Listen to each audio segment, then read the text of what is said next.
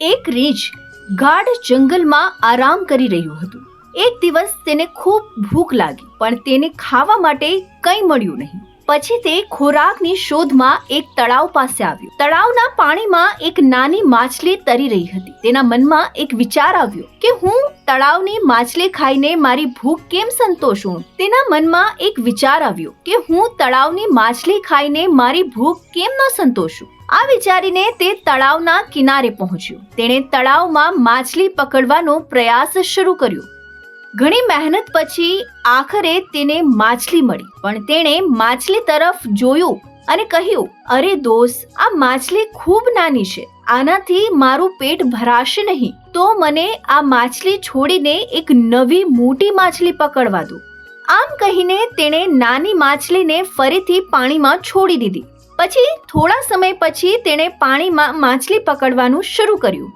ઘણી મહેનત પછી તેને ફરીથી માછલી મળી, પણ તે માછલી પણ નાની હતી. તે ફરી બોલ્યો, અરે દોસ્ત, આટલા લાંબા સમય સુધી મહેનત કર્યા પછી મને ફરીથી એક નાની માછલી મળી.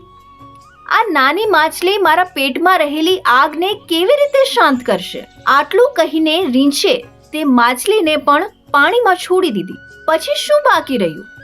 રીંછ ફરી માછલી પકડવા લાગ્યું. તે ગમે તે માછલી પકડે તે ખૂબ જ નાની હોત.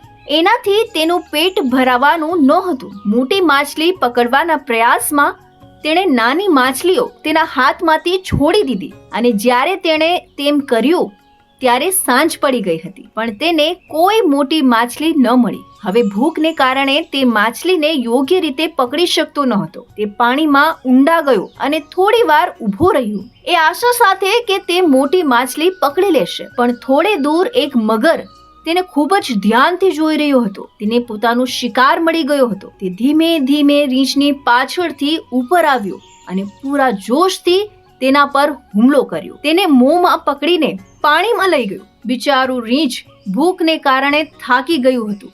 તેના શરીરમાં મગર સાથે લડવાની તાકાત રહી ન હતી. તેણે પોતાનો જીવ ગુમાવ્યો. તે પોતે શિકાર કરવા આવ્યો હતો, પણ તે કોઈ બીજાનો શિકાર બન્યો. તો મિત્રો, આ વાર્તા આપણને શીખવી રહ્યું છે કે આપણને જે મળ્યું છે તેનાથી સંતુષ્ટ રહેવાનું અને ખુશ રહેવાનું કહે છે.